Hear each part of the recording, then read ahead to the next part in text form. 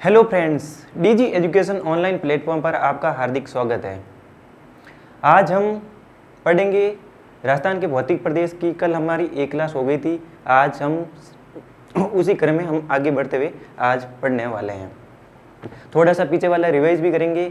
I hope आपको भी मैं आशा करता हूँ कि आपको भी कुछ पिछले वाला याद होगा, और नहीं है आप सीधे कहीं और से आए हो तो मैं कई वीडियो में ऐसे चलते चलते आपके बीच में ये वीडियो आ गया हो तो मैं आपको बताना चाहूँगा कि इससे पहले भी क्लास हैं वो आप ले, ताकि आपको पता चले कि किसी का पढ़ाने का तरीका कैसा है, आपका समझने का तरीका कैसा है, उसके अकॉर्डिंग आप समझोगे और आपको याद भी हो जाएगा, क्योंकि रिदम बनने में टाइम लगता है किसी को। तो हम पढ़ते हैं अभी राजस्थान के भौतिक प्रदेश के सेकंड क्लास है, उसी में हमने थोड़ा सा कल जनरल इंट्रोडक्शन देखा था। तो हमने कल क्या क्या पढ़ा था मैं वापस बता देता हूँ। देखो अरावली देखी थी। देखो अरावली, एक तो हमने भौतिक प्रदेश को दो पार्ट में डिवाइड किया, एक व्यक्तिगत इंडिविजुअल और दूसरा है भौतिक कारकों के आधार पर। और जो व्यक्तिगत नॉर्मली था और मैंने लिखा ही नहीं, ऐसे आप मैं बना के याद कर लेना, और आपको एक बार मैं बनाओगे तो आपको याद हो जाएगा। अभी हम देखेंगे, थोड़ा क्या रिवीजन करेंगे, बाद में हम नेक्स्ट देखेंगे। देखो उच्चावच और जलवायु के आधार पर हमने कितने पार्ट में डिवाइड किया था? राजस्थान के भौतिक प्रदेश 4 पार्ट में डिवाइड किया था। देखो सबसे ऊपर की पार्ट जो उच्चावच के आधार पर अरावली, और फिर अपना आ गया हाड़ौती, फिर अपना आ गया पूर्वी मैदान। पूरी मैदान के समानांतर कौन सा है जो जलवायु के आधार पर डिवाइड किया हुआ है? वो है मरुस्थल। मरुस्थल देखा था। मरुस्थल कितने प्रतिशत है आपको याद होगा? 61.11%। कैसे आपने याद किया होगा? फिर देखो, फिर ऐसे हमने ऐसे क्रम सारणी बना के याद किया था। 61.11%। फिर अरावली 9% राजस्थान के कुल क्षेत्रफल का। फिर अपना पूरी मैदान 23%। और फिर आ गया अपना हाड़ौती 6.89%। ये अपना हो गया क्षेत्रफल। फिर हमने देखे थे डिस्ट्रिक्ट देखे थे, तो देखो मरुस्थल में कितने डिस्ट्रिक्ट आते हैं? 12। फिर अरावली में 13, और अरावली के साथ में एक यहाँ पे सिरोही ऐड हो गया था, और 12 ये रहे थे। और मुख्यतः मेनली कितने हैं? मेनली कितने डिस्ट्रिक्ट हैं? मेनली डिस्ट्रिक्ट है इसमें 7। और फिर अपना पूरी मैदान में याद किए थे, ऐसे क्रम ऐसे हमने सारणी बनाई थी। यहाँ पे लिखा था क्या? मरुस्थल, फिर अरावली, इस पश्चिम से पूर्व की ओर हमने सारणी बना के याद की थी। ये आ गया मरुस्थल, अरावली, पूरी मैदान और हाड़ौती। देखो यहाँ पे हमने कितने डिस्ट्रिक्ट किए थे? मरुस्थल में 12। फिर अपने कितने आ गए थे? फिर आई अपनी अरावली। अरावली में कितने हुए थे? 13 और 7। फिर देखो, फिर इधर की साइड से याद किया था, कौन सी? हाड़ौती। हाड़ौती में 7 और ये 10। ये ऐसे आपको डिस्ट्रिक्ट याद करने हैं। ये अपने हो गए डिस्ट्रिक्ट। जनसंख्या हमने देखी थी, मरुस्थल में 40% जनसंख्या निवास करती है। राजस्थान की कुल क्षेत्रफल में राजस्थान की कितनी प्रतिशत मरुस्थल में निवास करती है? जनसंख्या 40% है। और फिर 10% हो गई अरावली पे निवास करती है। फिर आ गया पूरी मैदान। पूरी मैदान में 39 मतलब 39% है वो जनसंख्या पूरी मैदान में निवास करती है। वो सर्वाधिक जनसंख्या गंतव्य भी कहाँ है? पूरी मैदान में है। और फिर हमने देखा थी कि अपना पूरे आगे हाड़ौती। हाड़ौती में सबसे कम है, कितने? फिर 11% पूरी जनसंख्या निवास करती है। टोटल अपने राजस्थान की जनसंख्या के 11% पूरी मैदान में निवास करती है। ये हो गया सारणी। आपने बढ़ी होगी और याद भी की होगी। मैंने कहा था कि आपको एक बार 2 बार 3 बार बिना देखा देख बनानी है, मैप पे बनानी है, ऐसे ही बनानी है, फिर आपको याद हो जाएगी। फिर अपने सीधे टॉपिक पे आते हैं। हमने फिर देखे थे कि मरुस्थल कितना है टोटल? 61.11% है। देखो तो हम कल कहाँ थे? मरुस्थल। अब यहाँ मरुस्थल के बारे में पढ़ेंगे, एक एक भौतिक प्रदेश का मरुस्थल। इसको हम ऐसे नाम नहीं लिखे, कैसे लिखेंगे? देखो ऐसे लिखते हैं, इसको हम दिशा के अकॉर्डिंग, राजस्थान के दिशा के अकॉर्डिंग भी इसका नाम लेते हैं। कैसे? उत्तर पश्चिम मरुस्थल, उत्तर पश्चिम मरुस्थल। इसको हम क्या बोलते हैं? थार डेजर्ट भी बोलते हैं। थार क्या बोलते हैं? थार डेजर्ट भी कहा जाता है। अभी आपको लिखना नहीं है, ओनली आपको समझना है। इसको हम क्या बोलते हैं? थार डेजर्ट भी कहा जाता है। ये दिशा के अकॉर्डिंग हम इसको नाम देते हैं उत्तर पश्चिम मरुस्थल। फिर अपना इसको क्या बोले? थार डेजर्ट भी कहा जाता है। टोटल फिर हमने इसमें देखते हैं कि इसका टोटल कितना क्षेत्रफल है। हमें परसेंटेज वाइज भी देखा था, इसका है 1,75,000, 1,75,000। आगे लिखा हुआ है ये, इसका कुल क्षेत्रफल कितना? 1,75,000। किसका? मरुस्थल, थार डेजर्ट का। मरुस्थल का अपना कितना है एरिया? 1,75,000। फिर अपना आता है इसका निर्माण किस काल में हुआ था? ये किसका अवशेष है? देखो, अगर आपने राजस्थान की उत्पत्ति, राजस्थान का फर्स्ट मतलब हमने ज्योग्राफी के शुरुआत में फर्स्ट चैप्टर किया था, उसमें देखा था कि ये 33 सागर पे डेजर्ट का निर्माण हुआ है। किसका? इसका थार डेजर्ट है, उसका मरुस्थल का किस पर निर्माण हुआ है? 33 सागर पे। अपने राजस्थान के जो मरुस्थल भाग है उसका 33 सागर से निर्माण हुआ है, ये हमें पता ही है। क्यों, कौन सी काल में इसका निर्माण? टर्शियरी काल में इसका निर्माण हुआ था। ये इंपॉर्टेंट है, आप याद कर लेना।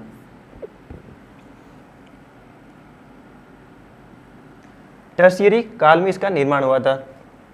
फिर हम देखेंगे कि देखो मैप बनाते हैं राजस्थान का, ये अरावली है। ये वाला पार्ट कितना है? 1,75,000, 1,75,000 हो गया, कुल क्षेत्रफल हो गया ये। और फिर हम इसको, यहाँ से एक रेखा बहती है, कौन सी रेखा? ये 25 सेंटीमीटर समवर्षा रेखा, ये 25 सेंटीमीटर समवर्षा रेखा है। और अरावली कौन सी है? 50 सेंटीमीटर समवर्षा रेखा। कौन सी? ऐसी कौन सी रेखा है जो राजस्थान को, मरुस्थल को 2 पार्ट में डिवाइड करती है? कौन सी? 25 सेंटीमीटर समवर्षा रेखा है जो राजस्थान के मरुस्थल को 2 पार्ट में डिवाइड करती है। कौन से? 25 से, ये सबसे पश्चिम है, पश्चिम पार्ट में वो हो गया शुष्क मरुस्थल, और 25 सेंटीमीटर और 50 सेंटीमीटर के बीच में, 50 सेंटीमीटर के बीच का वाला क्षेत्र कौन सा है? अर्ध शुष्क मरुस्थल। देखो, हम इंटरनेशनल लेवल पे मतलब जो है मरुस्थल की अगर डेफिनेशन निकालते हैं, उसकी डेफिनेशन यही आती है कि मरुस्थल की डेफिनेशन, मरुस्थल कहते हैं, कैसे कहते हैं? तो मरुस्थल की डेफिनेशन आती है कि 0 से 25 सेंटीमीटर के बीच में, 25 सेंटीमीटर के बीच में वर्षा होती है तो वो डेजर्ट है। जहाँ के पूरी संभावना है, वहाँ की पूरी कैसी संभावना है? मरुस्थल की संभावना है बनी होती है। और इसलिए हम इसमें 2 पार्ट में डिवाइड करते हैं। तो ये हो गया अपना 2 पार्ट में कौन सा? मरुस्थल। अब हम ये 2 पार्ट ही अब आगे पढ़ने वाले हैं। मरुस्थल को 2 पार्ट में डिवाइड करके पढ़ेंगे, शुष्क एंड अर्धशुष्क। शुष्क मरुस्थल, एरिड एंड सेमी एरिड मरुस्थल। देखो, हम इसमें मरुस्थल में राजस्थान के कितने जिले आते हैं? मरुस्थल में राजस्थान के 12 जिले आते हैं। कितने आते हैं? 12। 12 जिले आते हैं मरुस्थल जिले। फिर देखो अभी हमारा मेन मुद्दा शुरू होता है अब, जो कल थोड़ा सा पीछे रह गया था। देखो मरुस्थल को 2 पार्ट में डिवाइड करके पढ़ेंगे। फिर एक चीज़ और बता देता हूँ, फिर वो आगे बढ़ेंगे। देखो मरुस्थल का ढाल कैसा है, किसी भी चीज़ का ढाल देखना है तो हम कैसे देखेंगे कि पानी किस ओर बहता है। जैसे अपना घर में फर्श बना हुआ है, फर्श पे हम पानी डालेंगे तो किस कोने में जाएगा, तो हमें पता चलेगा भाई इस कोने में जा रहा है, तो इसका ये ढाल है। घर की छत पे देखेंगे कि घर का जो पानी का पाइप है वो तो किस साइड में लगा हुआ है और पानी का ढाल कहीं और जा रहा है। अगर कारीगर ने सही नहीं बनाया है तो हम ऐसे बोलते हैं कि भाई छत का ढाल है वो गलत हो गया, इसलिए वापस कुछ रेवल करने के लिए उसके ऊपर गिट्टी वगैरह सीमेंट वगैरह से करना होगा, ताकि जो पाइप दिया हो उसके ऊपर पानी आ सकता है। तो किसी भी चीज़ का ढाल हम कैसे ज्ञात करेंगे, तो हम पानी डाल के मतलब एक बाल्टी पानी ढोल के देखेंगे भाई कि पानी, तो उसका ढाल हम पता कर लेंगे। तो ऐसे कैसे हम राजस्थान का ढाल कैसे, नदियों की प्रवाह के अकॉर्डिंग देखें कि नदी है किसके, उसके नदी है जो राजस्थान की नदी है उसका प्रवाह किस ओर है। देखो किस ओर है ये अभी देखते हैं।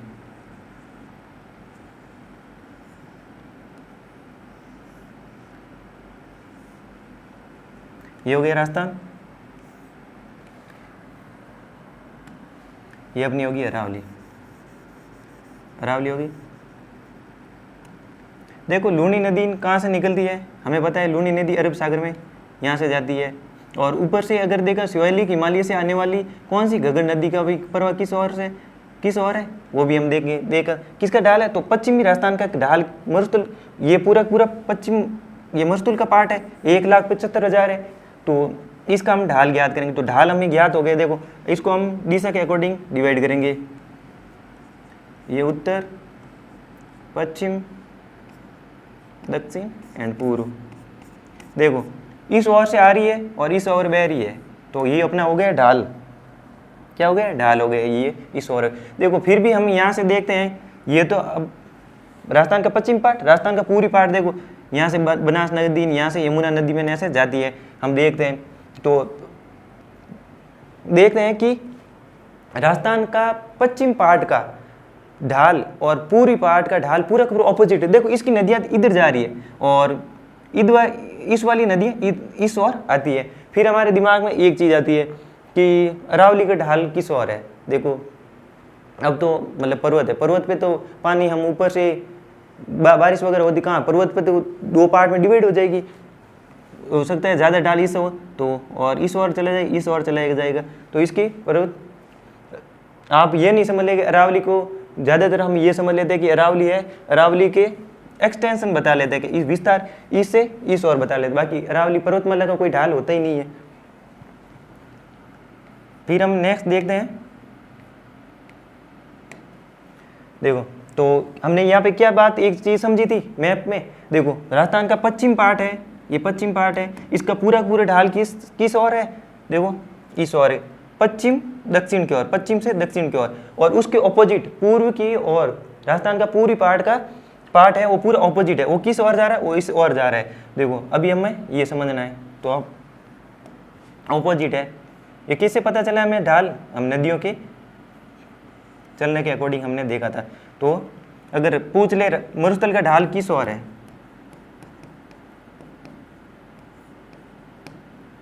मरुस्थल का ढाल किस ओर से आ रही है, उत्तर पूर्व से,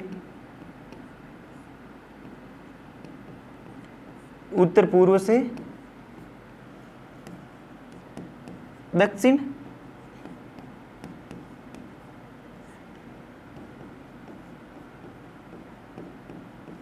ये हो गया अपना मरुस्थल का ढाल। ऐसे क्वेश्चन पूछ ले और चारों ऑप्शन में दिया हो कि मरुस्थल का ढाल कैसा है, तो हमने ऐसे समझा है। ये मैप आपको याद रह जाएगा, तो आपको रटने की जरूरत नहीं है। नहीं तो उत्तर पूर्व से उत्तर दक्षिण, ये अपना हो गया राजस्थान का ढाल। ये आप ऐसे कैसे मैप बनाना और राजस्थान का ढाल ऐसे लिख लेना और आपको याद हो जाएगा।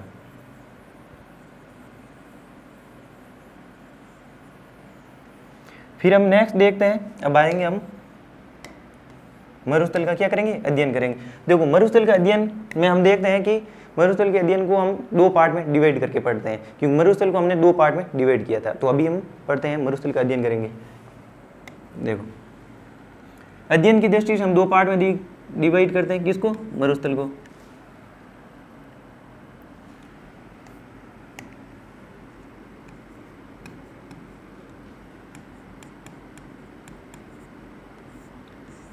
ये मरुस्थल का अपना एरिया कितना है?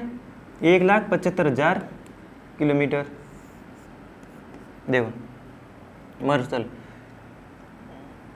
शुष्क मरुस्थल, ये हमने कल भी पढ़ा था, आज हम अच्छे से डिटेल में पढ़ेंगे दोनों का। मैं वापस बता रहा हूँ कि भी हो सकता है किसी को समझ में नहीं आया हो। शुष्क मरुस्थल, अर्ध शुष्क मरुस्थल, arid desert and semi arid desert.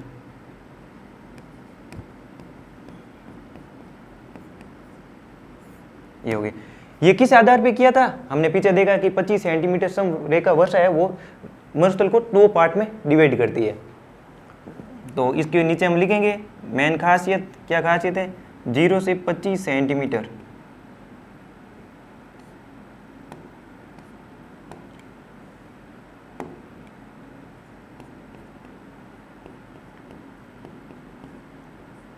यदि 0 से 25 सेंटीमीटर वर्षा होती है, इसके बीच में होती है, तो वो शुष्क मरुस्थल में आएगा। और इसी को हमने पिछले देखा था, कंफ्यूज वर्ड में देखा था कि राठी, इसी को शुष्क मरुस्थल को हम क्या बोलते हैं? राठी प्रदेश भी बोलते हैं। राठी प्रदेश की डेफिनेशन आ गई होगी कैसे? कि 25 सेंटीमीटर से कम वर्षा वाले क्षेत्र को हम राठी प्रदेश कहते हैं, या कर देते हैं। इसी की ओर आते हैं हम शुष्क और शुष्क मरुस्थल की ओर, सेमी एरिड मरुस्थल। देखो, ये किस, इसकी डेफिनेशन क्या है? 25 सेंटीमीटर से 50 सेंटीमीटर वर्षा होती है, वो वाला क्षेत्र कौन सा है? अर्धशुष्क मरुस्थल है। कौन सा है? अर्धशुष्क मरुस्थल। इसको हमने देखा कि ये पूरा अर्धशुष्क मरुस्थल है, पूरा अरावली, जो अरावली है, ये अरावली के इस और ये क्या कौन सी होगी? ये 25 सेंटीमीटर, ये होगी 25 सेंटीमीटर वर्षा रेखा। और ये अरावली के ये वाला क्षेत्र पूरा कौन सा हमने पढ़ा था? कौन सा पार्ट है? वागड़ प्रदेश। कौन सा? वागड़ प्रदेश है। वागड़ प्रदेश पुरानी जलोढ़ मृदा से निर्मित है, वागड़ प्रदेश पूरा ये। तो इसे हम क्या बोलेंगे? सेकंड नाम इसका क्या होगा? वागड़ प्रदेश।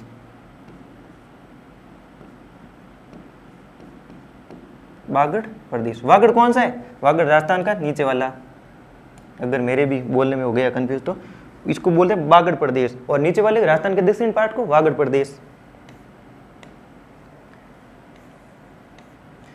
ये हो गया। फिर हम एक बार देखेंगे शुष्क मरुस्थल को। ये टोटल एरिया कितना हो गया? टोटल कितना हो गया? ये हो गया टोटल, हमें पता है मरुस्थल कितना है? 1,75,000 है। 1,75,000 है टोटल। ये हो गया। तो इसमें से डिवाइड करते हैं। देखो, शुष्क मरुस्थल सबसे ज्यादा है, तो ये हो गया 1 लाख। इसके नीचे आप लिख लेना 1 लाख एरिया, और ये हो गया 75,000।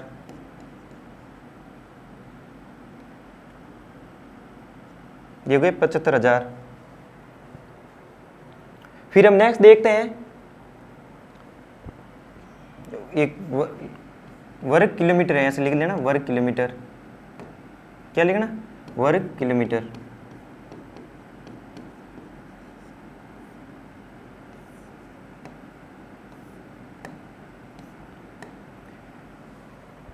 ये आप आराम से लिखना है, आगे लिखा हुआ भी है, मैं तो आपको समझाने के लिए अभी ऐसे ही समझा रहा हूं। तो ये हो गया 1,75,000 टोटल मरुस्थल, और उसमें से 1 लाख हो गया शुष्क मरुस्थल, और 75,000 हो गए अर्धशुष्क कम है।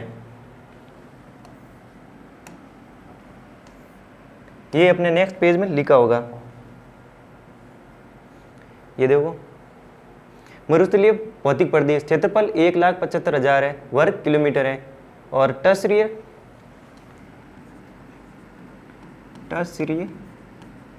काल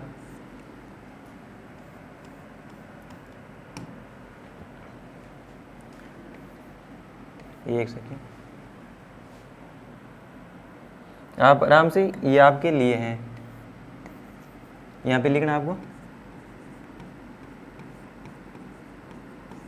टर्सरी काल, ये इंपॉर्टेंट है, याद रखना है। दूसरा है एव प्ले स्टेनोसील, कौन सा है? टर्सरी काल एंड प्ले स्टेनोसील, सीन है वो है। और हमने ढाल देखा था किस ओर है? इस ओर अपनी नदी प्रवाह करती है, नदियों के अकॉर्डिंग हमने देखा। फिर मरुस्थल को 2 पार्ट में डिवाइड किया, शुष्क मरुस्थल एंड अर्ध शुष्क मरुस्थल, ये आप लिख लो, अभी आपकी, ये आपके लिए।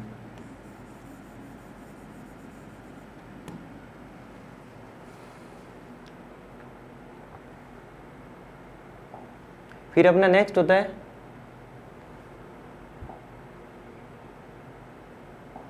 देखो अब इनको भी एक एक को पढ़ेंगे, सूक्ष्म मरुस्थल और अर्ध सूक्ष्म मरुस्थल को भी हम पढ़ेंगे।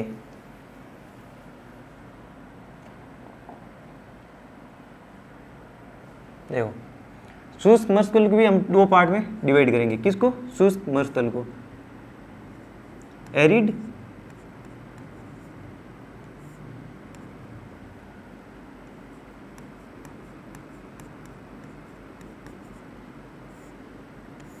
ये अपना शुष्क मरुस्थल। शुष्क मरुस्थल को हम 2 पार्ट में डिवाइड करके पढ़ेंगे। क्यों करेंगे अभी आपको समझ आएगी। देखो अभी आपको ऐसे लिखना है, समझना है।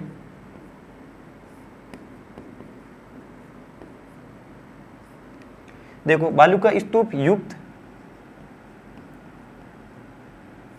और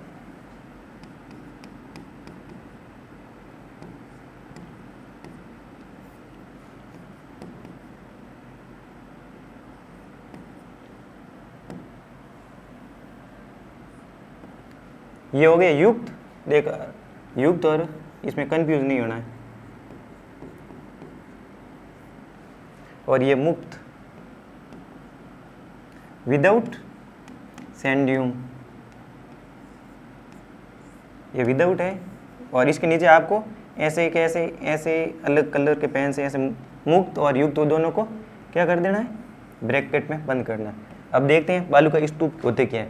देखो बालू का स्तूप क्या होता है? जो रेत होती है, रेत के अलग अलग इस तरह मतलब आकृतियाँ बनती है, इस तरह आकृतियाँ बनती है, जो संरचनाएं बनती है, उससे हम बोलते हैं बालू का स्तूप। कैसे बनती है? देखो देखो अभी मैं डेफिनेशन बता दूँ किसकी? बालू का स्तूप की। जब क्या चलती है? हवाएं चलती हैं, पवनें चलती हैं, विंड्स चलती हैं। हवा चलती है तो उसके साथ में क्या होती है? उसके साथ में मिट्टी होती है, मिट्टी लेके चलती है, ये मिट्टी लेके चलती है। फिर होता है मिट्टी का निक्षेपण होता है या जमा होता है।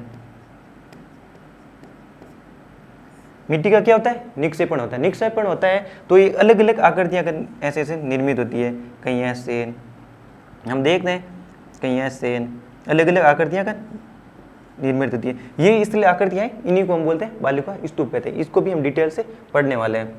तो आप समझ में आ गया बालू का स्तूप किसे कहते हैं? जब पवन के द्वारा मिट्टी के, जब पवन के द्वारा मिट्टी के का जमा होता है, वहाँ पे एक इसलिए आकृति या संरचना का निर्माण होता है, उसे क्या बोलते हैं? बालू का स्तूप कहते हैं।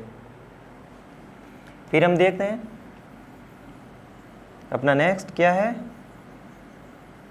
देखो बालू का स्तूप, देखो युक्त एंड मुक्त, ये भी बड़ा कंफ्यूज करने वाला है कि मरुस्थल में जरूरी नहीं है कि सब जगह रेत ही रेत हो, मरुस्थल जरूरी नहीं है कि रेत ही रेत हो। ये मैंने बात 2 बार रिपीट की, क्योंकि कि हमारे दिमाग में ये कहती है कि मरुस्थल मरुस्थल मतलब पूरे रेत और धोरेन होते हैं। पर कहीं कहीं ऐसी भी जगह होती है जहाँ पे रेत नहीं होती है, सिर्फ मरुस्थल ही होता है। मरुस्थल कैसे होता है? जहाँ पथरीले मरुस्थल भी होते हैं, वो भी मरुस्थल में आते हैं। पर हमारे दिमाग क्या सेट होते हैं? मरुस्थल का दिमाग में, मरुस्थल का सोते हैं हमारे दिमाग में, एक ही दिमाग में बात आती है कि बहुत सारे धोरे ही धोरे होते हैं। तो युक्त का एरिया ज़्यादा होगा क्योंकि डेजर्ट है। तो इसका टोटल ये है ना, शुष्क मरुस्थल का टोटल है नहीं, ये 100% है। तो 100% का ये युक्त है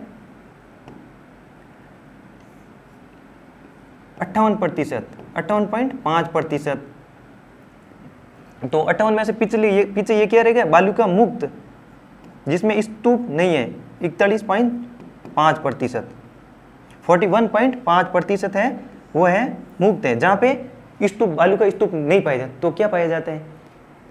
ये भी हम देखेंगे। देखो ये भी याद कर लेना कि बालू का स्तूप युक्त कितने हैं, मतलब जहाँ पे बालू का स्तूप है, धोरे हैं, हम ऐसे ही बोलते हैं ना, धोरे हैं बहुत सारे मिट्टी के, और फिर बोलते हैं बालू का स्तूप मुक्त। मैं मुक्त और युक्त पे बहुत जोर दे रहा हूँ, आप समझ ही रहे होगे क्यों दे रहा हूँ। फिर हम देखेंगे, अभी हम मुक्त देख लेते हैं। मुक्त क्या है, देखो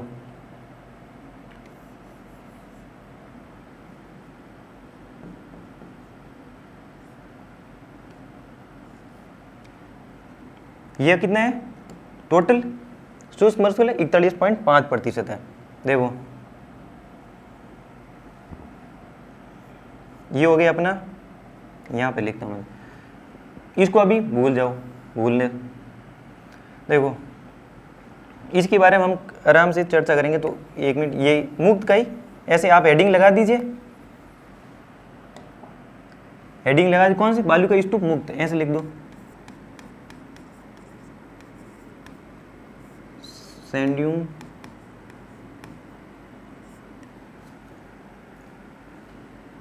अब हम करेंगे मुक्त की बात, जो टोटल कितना है 41.5%। इसके बारे में हम भी बात करेंगे। देखो मुक्त क्यों है, क्या है, कहीं कहीं ऐसी भी जगह होती है मरुस्थल में जहाँ पे मृदा नहीं पाई जाती है, मतलब मिट्टी नहीं होती है, तो वहाँ पे क्या वजह, वहाँ पे पथरीले पाए जाते हैं, पथरीले मरुस्थल भी होते हैं, तो वहाँ पे बालू की स्तूप पथरीले, ये तो मतलब बात स्पष्ट होगी, जहाँ पर मिट्टी नहीं है वहाँ तो क्या ही बनेगी, बालू का स्तूप आकृतियाँ क्या ही बनेगी, तो वो तो गया मुक्त, हो गया मुक्त। तो देखते हैं कौन कौन से कैसे मुक्त हुआ। देखो कारण क्या है, मुक्त का कारण क्या है, पथरीले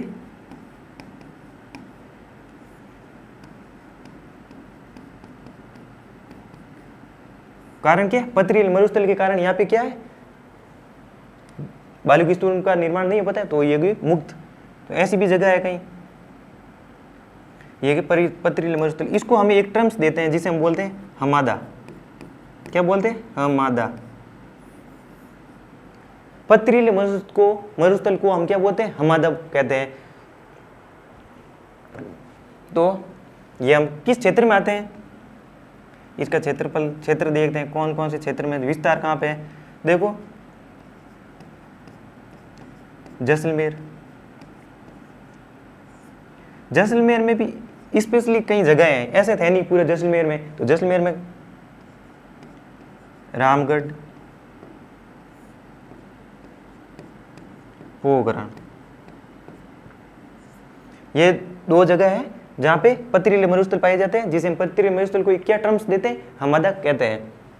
और कौन सी जगह है, और अपने आती है बाड़मेर,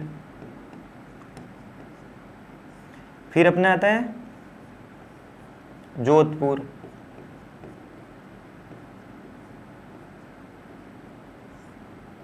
जोधपुर में कौन सा, फलोदी क्षेत्र, जोधपुर में फलोदी क्षेत्र। ये आपको ऐसे कैसे याद करनी, कहीं ऐसा भी क्वेश्चन पूछ ले कि निम्न में से कहाँ पे पथरीले मरुस्थल नहीं पाए जाते, 4 ऑप्शन दिए हुए और कोई बीकानेर दे दे, ऐसे दे दे, तो आप आराम से आप डिफाइन कर सकते हो और आराम से आंसर के पास पहुंच सकते हो। तो आपको ऐसे कैसे आपको याद करना है, बालू के स्तूप मुक्त क्यों है, क्योंकि वहाँ पे पथरीले मरुस्थल पाए जाते हैं जिसे हम हमादा बोलते हैं। और कहाँ कहाँ पाए जाते हैं, जैसलमेर पाए जाते हैं, जैसलमेर में कहाँ पे, रामगढ़, पोखरण और लोदरवा जगह है, वहाँ पे भी है, आप इसमें भी आप लिख लेना। और सेकंड कहाँ पे है, वह आगे लिखा हुआ है, मैं बोल देता हूँ। और सेकंड स्थान कौन सा है, सेकंड स्थान है बाड़मेर। फिर इतना है अपना फलोदी, फलोदी कहाँ पे, जोधपुर में, जहाँ पे क्या पथरीले मरुस्थल पाए जाते हैं, जिसके कारण बालू की स्तूप का निर्माण नहीं होता है, तो वो फ्री रहती है बालू की स्तूप से, विदाउट। फिर हम नेक्स्ट देखते हैं, ये हो गया अपना, इसमें इतना ही था। तो इस टर्म्स, ये हमादा ऐसे कैसे एक टर्म्स आती है, देखो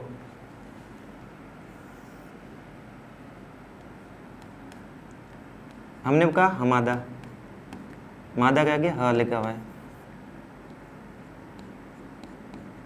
हमादा। ये कौन से हैं, पथरीले मरुस्थल, फिर अपना आता है इसी की टर्म्स की दूसरी है रेग। रेग किसे बोलते हैं? जहां पथरीले भी हो प्लस स्तूप भी हो। कैसे? जहां पत्थर भी होंगे और रेत भी होगी तो उसे हम बोलते हैं रेग। रेग टर्म्स देते हैं ऐसे। एक कैसे नाम दिया, रेग बोल दिया तो हमें समझ में आ जाए अच्छा अच्छा रेग, तो फिर ऐसे पूरी की याद नहीं करनी पड़ेगी। रेग मतलब पथरीले मरुस्थल भी है और स्तूप भी है, जहाँ रेत भी है और पत्थर भी है, दोनों मिक्स है तो क्या हो गया? रेग होगी। और अभी मतलब बोल दिया, किसने बोल दिया? हमादा, तो हमें ऐसे थोड़ी फिर याद करनी पड़ेगी कि अच्छा हमादा बोल दिया तो आगे टर्म्स हमें ऑटोमेटिक याद हो जाएगी। जहाँ पे पथरीले मरुस्थल पाए जाते हैं उसे हमादा कहते हैं। एक ही शब्द में पूरा परिभाषा को ये बता सकती है। फिर अपना आ गया हमादा हो गया, रेग हो गया, फिर हो गया अर्घ या ईरग भी इसे कहते हैं। ये किसे बोलते हैं? ये रेतीले मरुस्थल को बोलते हैं।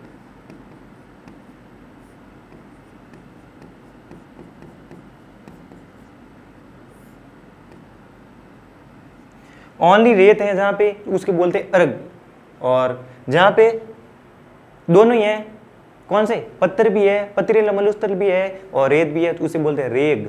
और जहां पे सिर्फ पथरीला है, जहां पत्थर है उस मरुस्थल को बोलते हैं हम क्या बोलते हैं? हमादा बोलते हैं। ये पीछे लिखा हुआ नहीं है, आप अपनी कॉपी के कहीं साइड में लिख लेना, इतना छोटा सा कहीं आ ही जाए तो आपको आराम से समझ में आ जाए।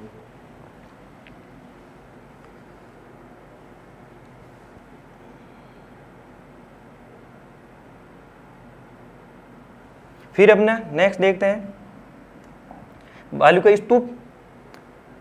विदाउट हो गया, मतलब मुक्त था वो हो गया। अब युक्त के बारे में देखेंगे। युक्त बड़ा है,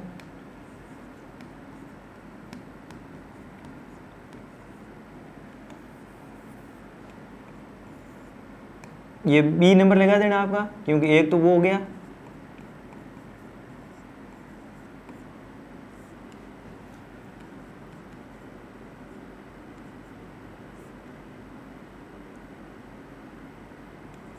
ये युक्त है,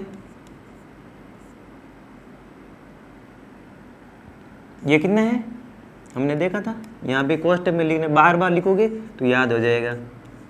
कितना है? 58.5%। टोटल कितना सूक्ष्म मरुस्थल का है, देखो हमने ये पढ़ा था। फिर अभी हम देखेंगे इसकी परिभाषा, वापस देखेंगे बालू की स्तूप। देखो आप ऐसे कैसे हेडिंग लगाना और इसके नीचे लिखना बालू का स्तूप। फिर बालू के स्तूप की डेफिनेशन लिखता है, जब पवन के द्वारा मिट्टी का जमा होता है, वहाँ पे एक संरचना बनती है या स्थल आकृति बनती है, उसे हम बोलते हैं बालू का स्तूप कहा जाता है। तो ये आप डेफिनेशन लिख लेना ऐसे कैसे, इसके नीचे ऐसे लाइन लगा के। अभी हम आगे देखेंगे कि होता क्या है, कैसे होता है। देखो ये डेफिनेशन हमने लिख दी। फिर इसके कुछ टाइप तो होंगे, बालू की स्तूप है तो उसके कुछ टाइप भी तो होंगे, तो इसके टाइप देखेंगे हम।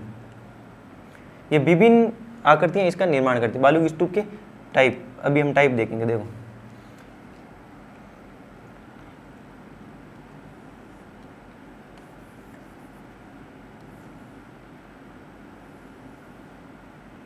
ये क्या हो गया?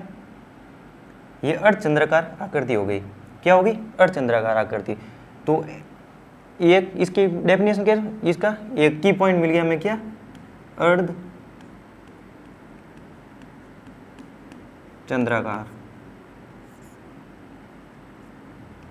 अर्धचंद्राकार देखो कैसे अर्धचंद्राकार। पहले तो हम इसके एक बार वापस लिखता हूं।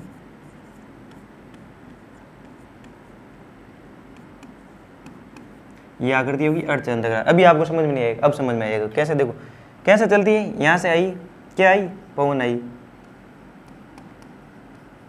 विंड्स आई, हवा इस ओर चल रही थी, इस ओर चल रही थी, और इसके सिरे थे वो इसके मतलब पवन की साइड में ही थे। ये देखो इसके, ये पवन ऐसे चल रही है तो इसके और ये साइड में थे, तो ये इसका ऐसे ऐसे आती है। और यहाँ पे बहुत सारे ऐसे अर्धचंद्राकार आकृति हूँ।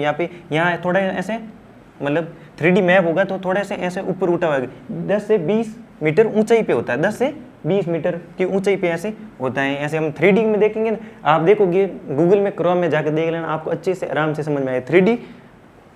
3D में ये पिक्चर है। ऐसे यहाँ से उठा हुआ भाग, कैसे उठा हुआ भाग है, यहाँ से थोड़ी ऊपर भाग, कितना 10 से 20 मीटर है वो ऊंचाई में है। और ये वाला गैप कितना है, 100 से 200 मीटर के समथिंग ये चौड़ाई है। तो ये हो गया अर्धचंद्राकार। और ये देखो यहाँ पे है ना, यह आकृति यहाँ पे अवतल होगी और यहाँ पर उत्तल की कॉन्वेक्स और कॉनकेव की जैसा यहाँ आकृतियाँ बनती है। तो अब इसकी डेफिनेशन क्या बनती है, जब पौने मिट्टी का जमाव या निक्षेपण करती है किसमें, अर्धचंद्राकार के रूप में, तो उसे हम बोलते हैं, इसको हम कुछ नाम देना पड़ेगा। तो इसको नाम दिया बरखान। क्या नाम है,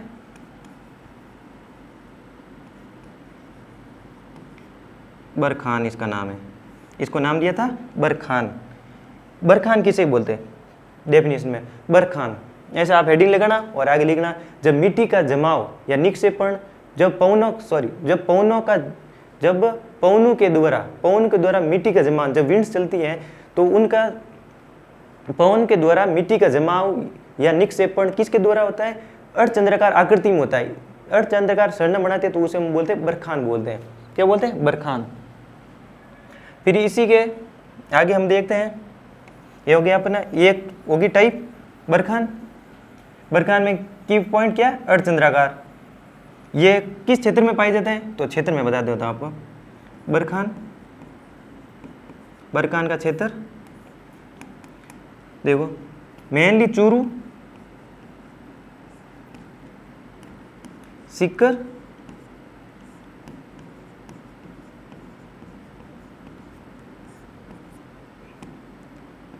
मेनली बरखान कहाँ पे पाए जाते हैं, सारुदिक, सबसे ज्यादा सारुदिक क्या कहाँ पे है, सारुदिक या चूरू में।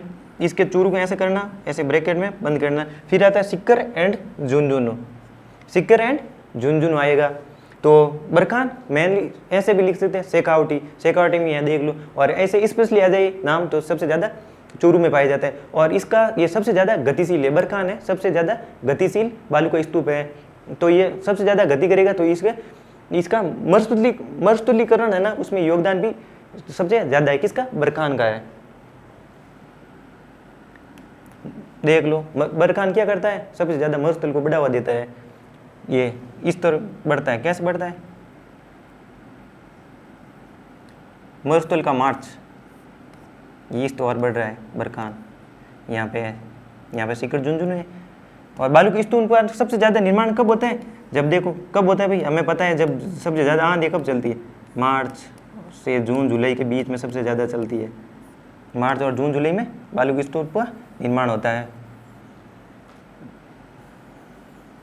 और मरुस्थल, एक चीज़ मैं पीछे भूल गया था, अभी बताऊँ। मरुस्थल का है ना, अभी अगर इंडिया के संदर्भ में देखें मरुस्थल का, ये अपना हो गया राजस्थान। देखो ये वाले यहाँ पे यूपी एंड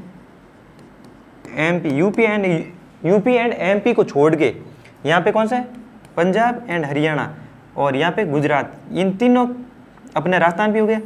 ये 1, 2, 3 चारों का टोटल मरुस्थल है 62%, 62% मरुस्थल है टोटल इंडिया का। 62% किसके पास है, पंजाब, हरियाणा, राजस्थान एंड गुजरात। यहाँ पे तो है नहीं, यहाँ पे ये मरुस्थल ऐसे ऐसे आगे बढ़ रहा है, मरुस्थल का मार्च भी कहते हैं। तो किस में मरुस्थल नहीं है, अपने पड़ोसी में राज्यों में, यूपी एंड एमपी में। ये आप देखो। फिर अपना आता है, फिर अपने वापस मुद्दे पे आते हैं, किसमें, बालू के स्तूप के हम टाइप पढ़ रहे थे उसमें। देखो बरखान हो गया, फिर आता है अनुप्रस्थ। अनुप्रस्थ कैसी होती है, देखो कोई भी जब पवन चलती है, क्या चलती है, पवन, ये पवने को चला दिया हमने, ये पवने चली, यहाँ पे कोई अवरोध आया, क्या आया, अवरोध आया, तो मिट्टी का जमाव या तो यहाँ पे होगा या यहाँ पे होगा। समकोण, इसमें की पॉइंट क्या है, समकोण, अनुप्रस्थ है समकोण में जमता है। देखो आगे टर्म्स दी हुई है, अभी आप ऐसे कैसे समझ लो कि आपको डेफिनेशन आगे लिखी हुई है, आप उसके अकॉर्डिंग आप लिख लेना और उसके अकॉर्डिंग भी याद कर लेना, आपको अभी समझना है तो समझो। अनुप्रस्थ क्या है, जब पवनें चलती है और ये है, मान लो ऐसे पवन है, ऐसे पवन है और सॉरी ऐसे पवन है, देखो ऐसे आ रही है और यहाँ पे 90 डिग्री है, 90 डिग्री का बनाती है कोण, बनाती है 90 डिग्री कोण के समानांतर वहाँ पे जो मिट्टी है उसका जमती है 90 डिग्री पे, ऐसे जमती है तो उसको वो क्या होता है, अनुप्रस्थ है। इसी के कंफ्यूज का एक और वर्ड आया अनुदैर्ध्य। अनुदैर्ध्य में है पवन चलती है, पवन अपने समानांतर ये पवन है, अपने समानांतर रेत को जमाव करती है, पैरेलल अपने समान क्या करती है, मिट्टी का जमाव करती है, तो उसे बोलते हैं अनुदैर्ध्य बोलते हैं। देखो एक एक की पॉइंट पढ़ा, बरखान में हमने अर्धचंद्राकार पढ़ा था, अनुप्रस्थ में हमने क्या पढ़ा था, समकोण, समकोण पे मिट्टी का जमा होता है, जहाँ पे वहाँ मतलब समकोण पे मिट्टी का जमा होता है, इसलिए आकृति समकोण पे बनती है, तो उसे बोलते हैं अनुप्रस्थ। और अनुदैर्ध्य क्या है, मिट्टी के समानांतर चलती है, चलती हुई मिट्टी ऐसे मतलब पवन चलती हुई एक ही मतलब समानांतर अपने समानांतर मिट्टी का जमाव करती है, उसको बोलते हैं अनुदैर्ध्य। ऐसे मिट्टी पड़ी है तो आप क्या बोलोगे, कहते अनुदैर्ध्य। अगर मिट्टी ऐसे समानांतर पड़ी है, ऐसे पड़ी है, यहाँ पे जमी है 90 डिग्री, तो ये क्या बोलोगे आप, अनुप्रस्थ पड़ी है। और ये बोलो, ये आप जाओगे कभी धोरों में और देखोगे, सम में जाओगे तो आपको देखोगे कि अच्छा कहाँ पे जाओगे, सम में नहीं, देखो ये कहाँ पे होगा, बरखान कहाँ पे होता है, बरखान होता है शेखावटी में। तो आप अगर शेखावटी में जाओगे तो मुख्यतः होती है, बाकी तो ऐसे थोड़े थोड़े से सब जगह होती है, ऐसे थे नहीं कि पूरे पूरे होते, केवल कहीं पे नहीं है। ऐसे आ जाए कि क्या बरखान केवल शेखावटी में पाए जाते, तो ऐसा नहीं है। कहीं कहीं मान लो ऐसे घूमने गए तो शेखावटी चूरू में गए, तो चूरू में आप इस आकृति को दूर से ऐसे देखोगे, क्योंकि ये छोटी है 10-20 मीटर ऊंचाई तक, आप आराम से देखो तो आपको देखोगे तो आपको पता चल, अच्छा ये बरखान है, ऐसे अर्धचंद्राकार है, दूर से आप ऐसे करके देखोगे, अच्छा ये बरखान है, आपको समझ में आ जाएगा। ऐसे आपको पढ़ा होगा तो आपको समझ में आ जाएगा। फिर आप देखोगे, फिर अपना ये टर्म्स होगी, अभी आपको समझ नहीं आएगी क्योंकि थोड़ी बहुत डेफिनेशन आपको खुद को रटनी पड़ेगी, इसलिए। और समझ में आ गए तो बहुत बढ़िया है आपको। ये होगी अनुप्रस्थ होगी, ये हो गए 3 अपने हो गए टाइप्स, कौन से, बरखान, अनुप्रस्थ, अनुदैर्ध्य। फिर अपना आता है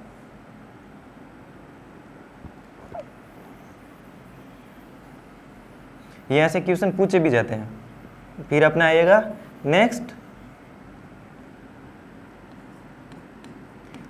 तारानुमा, स्टार शेप। तारानुमा कैसे, देखो कोई है, इस शेप में अगर कोई मिट्टी जमती है, क्यों जमती है, देखो कभी पवन यहाँ से आई, पवन की अनियमितता, पवनें अनियमित कभी कभी चलती है, कभी तो हवा इधर से आती है, कभी इधर से आती है, ऐसे तो है नहीं कि भाई एक ही इधर चल रही है या इधर से आ रही है, ऐसा नहीं। पवनों का कभी कभी अनियमित भी होती है, पर अपनी दिशा परिवर्तित करती रहती है। जब बहुत ही ज़्यादा दिशा परिवर्तित करती है तब ये पवन आई, यहाँ पे मिट्टी का जमाव कर दिया, और इधर से आई, यहाँ पे मिट्टी का जमाव कर दिया, और इधर से आई, यहाँ पे मिट्टी का जमाव कर दिया, इधर से आई, ये मिट्टी का जमाव, इसके तारा की आकृति का ऐसे बन जाती है, स्टार शेप में बन जाती है, तो वो क्या होती है, तारानुमा, बालू का स्ताप, बालू का तारानुमा, बालू का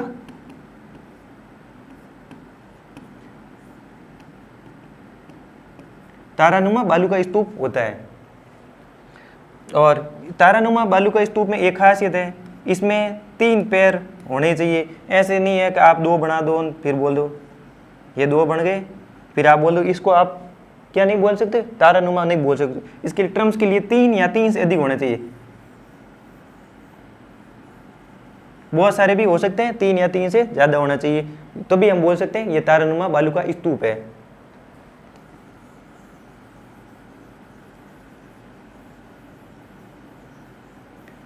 ये हो गया, आपको समझ में आ गया होगा तारानुमा बालू का स्तूप किसे कहते हैं। इसकी डेफिनेशन क्या होगी, जब पवनें चलती हैं और चलती चलती अपने दिशा में परिवर्तन करती थी, ये अनियमित हो जाती है। फिर एक बार इधर से आ रही थी, इधर से आ रही थी, और इसके तारे के शेप में अपनी इस आकृति बनाती है। कौन? मृदा जम जाती है या मिट्टी जम जाती है, तो उसे बोलते हैं तारानुमा बालू का स्तूप। फिर अपना नेक्स्ट आता है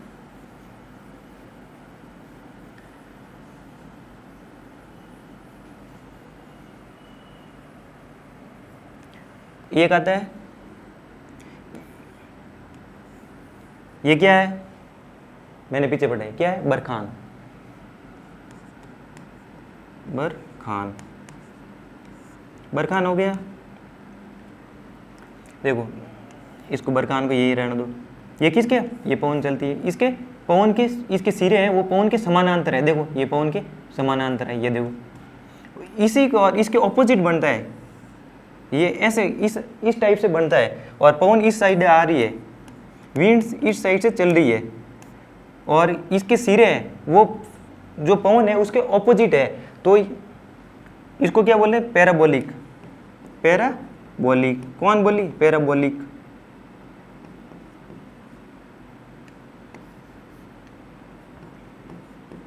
पैराबोलिक बालू का स्तूप।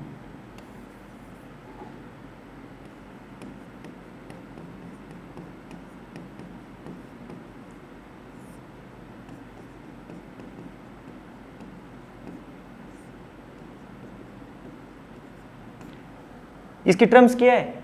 ये बरखान के विपरीत होता है। देखो ये बरखान है, बरखान के विपरीत। बरखान उस साइड में जो इसके सिरे बन रहे हैं ना, वो अंतिम सिरे वो किस साइड में बन रहे हैं? उसके विंड्स के समानांतर है, मतलब साथ में चल रहे। और ये क्या है? ये इसके विपरीत है। देख लो ये होगी पैराबोलिक।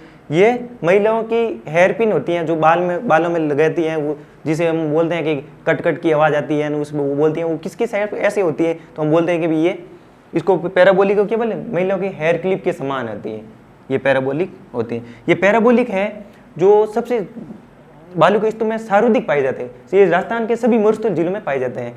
कैसे पाए जाते हैं? राजस्थान के मरुस्थल जिले कितने? 12, तो सभी के सब जगह ये पाए जाते हैं। क्या? पैराबोलिक। महिलाएं कहाँ? सब जगह पाई जाती है, तो ऐसे याद कर लेना, महिलाओं के हेयर क्लिप के समान कौन सा है? पैराबोलिक है।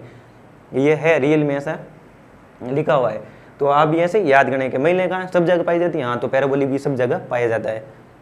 कौन? पैराबोलिक क्या है? भूल गए होंगे, बालू का स्तूप है। इस आकृति का जब पवन चलती है और इस आकृति की इस आकृति का निर्माण करती है, मिट्टी का इस आकृति में जमा होती है, तो वो क्या? पैराबोलिक बालू के स्तूप का निर्माण होता है। ये सब जगह पाए जाते, सभी सार्वज जो मरुस्थलीय जिले हैं वहाँ सभी जगह पाए जाते हैं। ऐसे आप चित्र बना के डेफिनेशन के अकॉर्डिंग आप चित्र बनाना और आपको याद हो जाएंगे। फिर अपना आता है एक, मैं वापस बनाऊंगा। ये क्या है? ये क्या है? ये क्या है? बरखान हो गया। देखो बरखान है, ये इसकी विंड्स ऐसे चलती है। देखो अगर बरखान बन रहा हो, जैसे अपने फर्स्ट स्टेज में चल रहा हो, और जैसे ही हवा की दिशा चेंज हो जाती है, विंड्स की दिशा चेंज हो जाती है, भाई इस साइड से ये इस साइड से दिशा आई और बन ही रहा होगा, तो ये पूरी ऐसे बन जाएगी, एक भुजा ज़्यादा लंबी हो जाएगी। तो देखो अगर पवन बरखान बन ही रहा होगा और एक भुजा पूरी ऐसे लंबी हो जाती है, दूसरी छोटी रह जाती है, तो इसे हम बोलते हैं सीप की आकृति। किसकी? सीप। सीप नुमा बालू का स्तूप बोलते हैं। सीप के आकार के होते हैं। ये क्या है? पवन है। पवन इस साइड से आ रही,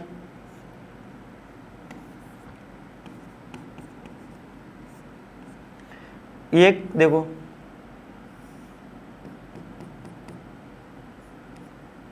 ये पवन की साइड से, ये इस साइड से आ रही है। ये क्या हो गया? सीप, यानी सींग के आकार की हो गई। एक तो बरखान का ना, बरखान ऐसे बन रहा था जैसे अर्धचंद्राकार, जैसे ही हवा ने का अपना रुख चेंज किया तो एक भुजा ज्यादा लंबी होगी, एक छोटी होगी, तो उसका सींग के जैसे आकृति होगी, सीप, जिसे हम सीप बोलते हैं।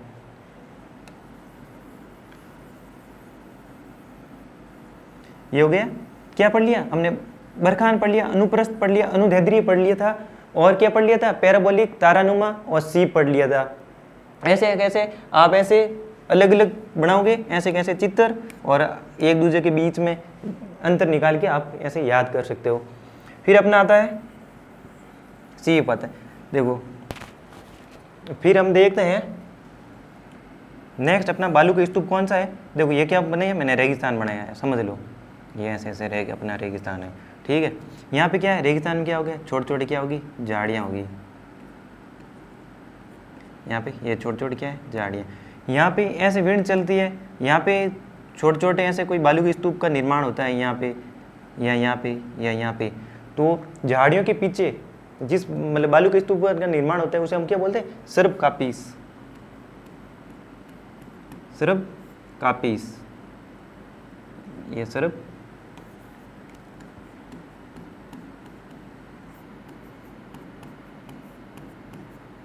सर्प कापीस बालू का स्तूप। तो झाड़ियों के पास छोटे छोटे स्तूप बनते हैं, उसे बोलते हैं, हम झाड़ियों के पास जाते हैं ऐसे और हमें पता चलता है कि इस तरफ से हवा आ रही थी और छोटे छोटे किसी बालू के स्तूप का निर्माण हो, उसे बोलते हैं सर्प कापीस। झाड़ियों के रेगिस्तान में झाड़ियों के पास छोटे छोटे पाए जाते हैं। और इसी के टर्म्स में और भी एक टर्म्स आती है जो झाड़ियों के, ये मान लो कोई है झाड़ी, इस झाड़ी के विंड ऐसे चल रही है और झाड़ियों के पीछे यहाँ छोटा सा यहाँ ऐसा कोई बालू के स्तूप का निर्माण हुआ है, तो इसे बोलते हैं नेब खा। क्या बोलते हैं, नेब खा। कंफ्यूज नहीं होना, ये सेम ही है कि नेब खान क्या है, जो इसमें टर्म्स ये है झाड़ियों की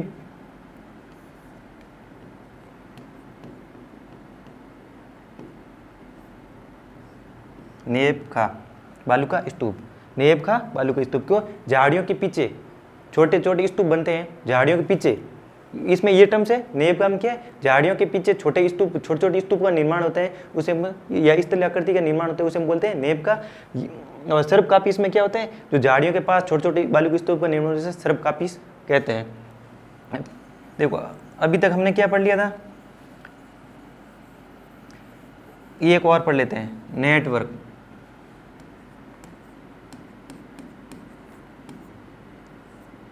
नेटवर्क बालू का स्तूप। ये नेटवर्क बालू का स्तूप क्या है, जब बहुत सारे मतलब बालू के स्तूप ऐसे मान लो ये अपना क्या है, बरखान, मन में ऐसे आने चाहिए इस तरह कर दिए थे, बहुत सारे बरखान ऐसे एक दूसरे से कंटिन्यूसली जुड़े हुए, तो उसे हम बोलते हैं, ये कोई अलग से कोई टर्म्स नहीं है, फिर भी आप ऐसे याद करेंगे कि नेटवर्क बालू का स्तूप क्या है, जब बहुत सारे बालू के स्तूप एक दूसरे से जुड़े हुए क्रम में होते हैं तो वो बोलते हैं नेटवर्क बालू। जैसे हम कहीं गए और देखते हैं कि वहाँ पे क्या बरखान भी बना हुआ है, अनुदैर्ध्य भी है, अनुप्रस्थ भी है, सर्प कापीस भी है, सब चीज़ें देखते हैं, हम वहाँ पे जाते हैं तो उसको हम बोलेंगे नेटवर्क बालू का स्तूप। देखो एक दूसरे से जुड़े हुए, नेटवर्क मतलब एक दूसरे से जुड़ना, तो ये हो गया नेटवर्क बालू का स्तूप। देखो बरखान पढ़ लिया था, वापस मैं आपको याद कराता हूँ। बरखान का की पॉइंट क्या है, अर्धचंद्राकार। फिर आता है अनुप्रस्थ, अनुप्रस्थ का क्या आता है, अनुप्रस्थ का समकोण, अनुप्रस्थ है समकोण पे जमा, जो मिट्टी का जमा होता है समकोण पे, अनुप्रस्थ अनुदैर्ध्य जो मिट्टी के समानांतर जमा होती है। फिर आता है अपना तारानुमा, जो तारे की आकृति होती है वो पवनों की अनियमितता के कारण होता है। फिर आता है पैराबोलिक, पैराबोलिक क्या होता है, जो बरखान के विपरीत होती है, वो होती है अपनी पैराबोलिक होती है, जी जो महिलाओं के हेयरपिन के समान होती है, उसे हम बोलते हैं पैराबोलिक बोलते हैं। पैराबोलिक कहाँ पे पाई जाती है, पैराबोलिक राजस्थान के मरुस्थल मतलब मरुस्थल के सभी जिलों में पाई जाती है। मरुस्थल कितने जिले, 12 जिले। फिर हम देखते हैं नेक्स्ट क्या है अपना तारानुमान देख दिया और पैराबोलिक देख लिया। फिर अपना सर्प कापीस जो झाड़ियों के पीछे बनने वाले हैं, छोटे छोटे बालू के स्तूप उसे सर्प कापीस बोलते हैं। नेब का झाड़ियों के पीछे, और दोनों सेम ही है, बाकी ऐसा कुछ है नहीं। और अपना ये बालू का स्तूप युक्त हो गया और पूरा शुष्क जो मरुस्थल है वो अपना हो गया पूरा। और हम कल क्या पढ़ने वाले हैं, अर्ध शुष्क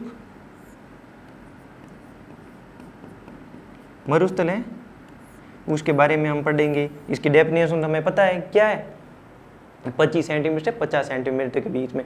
अब कल मिलते हैं, तब तक आज जो पढ़ाया है और कल पढ़ाया दोनों की क्लास के सम्मिलित रूप में आपको याद होनी चाहिए और मन लगा के याद करो। और ऐसे अभी क्लास खत्म होने के बाद जस्ट बाद में आंखें बंद करके याद करो कि मेरे को कितनी चीज़ें याद है। और मैं आपको लिखने के लिए, देखो मैं बताऊँ, ये आपने लिख लिए होंगे, मैंने पहले भी बता दिया था। ये देखो बालू सूक्ष्म मरुस्थल को 2 भागों में विभाजित किया, बालू का स्तूप युक्त 58.5 और बालू का स्तूप युक्त 41.5 या 50। बालू का स्तूप मुक्त है जैसलमेर, बाड़मेर और जोधपुर। ये कैसे हुआ देखो,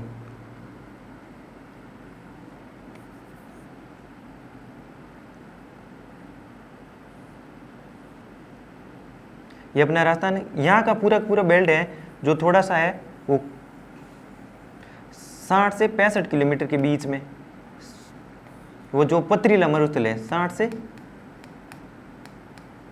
65 किलोमीटर के बीच में क्या है, पथरीला मरुस्थल है। 60 से 65 किलोमीटर के बीच में क्या है, पथरीला मरुस्थल है। वो देखो जैसलमेर, बाड़मेर एंड जोधपुर का ये वाला क्षेत्र है जहाँ पे थोड़ा बालू का मुक्त है, क्योंकि वहाँ पे हमादा पाया जाता है। पथरीला मरुस्थल होने के कारण इस क्षेत्र को बालुकाओं का निर्माण नहीं होता है, जिसे हम हमादा कहा जाता है। ये मैंने आपको आराम से बताया था, ये आप लिख लेना ऐसे कैसे। फिर अपना आता है नेक्स्ट देखो, बालू का स्तूप युक्त, इस क्षेत्र को बालू के स्तूपों का निर्माण मार्च और जून जुलाई में शारीरिक होता है, क्योंकि वहाँ पे सबसे ज़्यादा आंधी कब चलती है, मार्च जून जुलाई में चलती है। ये तो सामान्य क्वेश्चन है। कारण पवनों के द्वारा मिट्टी का निक्षेपण या जमाव होता है, उनके कारण बालू के स्तूप पर अलग अलग स्थलीय आकृतियों का निर्माण होता है, जो हमने पीछे पढ़े थे।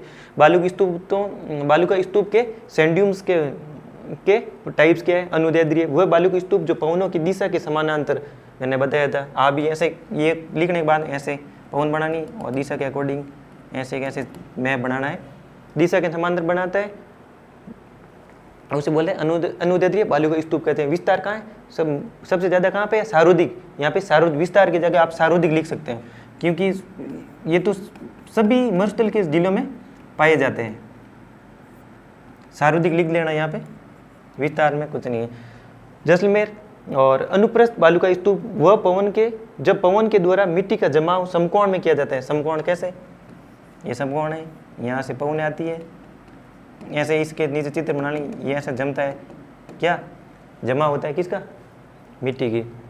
बाड़मेर, जोधपुर, और ये इस पे भी लिख सकते हो आप, बाड़मेर, जोधपुर, बीकानेर भी, जैसलमेर भी लिख सकते हो, क्योंकि यहाँ पर भी पाया जाता है। सारुदिक होता है ना, वो बाड़मेर, जोधपुर, ऐसे सभी मरुस्थल के ना जो पश्चिम के 4 बड़े जिले वो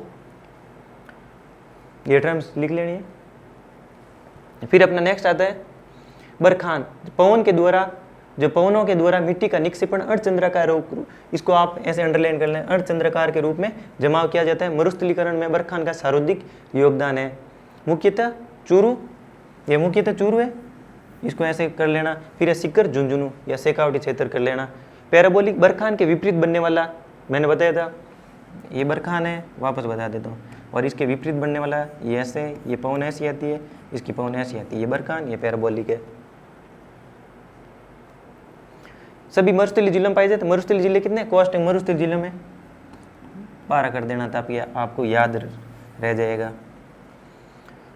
सीप, बरखान के निर्माण के समय मैं भी पढ़ता हूँ, आप भी लिख लेना। बरखान के निर्माण के समय पवन की दिशा में परिवर्तन हो जाता है, तो बरखान की एक भुजा आगे की ओर बढ़ने लगती है, इस रचना को सीप कहा जाता है।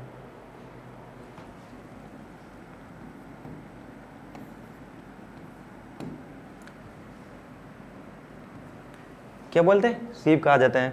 झाड़ियों के पास छोटी व वनस्पति के पास बनने वाले बालू के स्तूप को सर्पकापीस कहते हैं।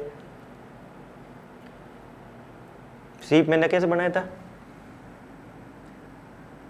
ये बरखान बनाया था, बरखान की पवन ऐसी, और सीप देखो ये एक भुजा बहुत आगे बढ़ जानी, ऐसे कैसे सीप के नीचे आपको ऐसे चित्र बनाना है, याद हो जाएगा।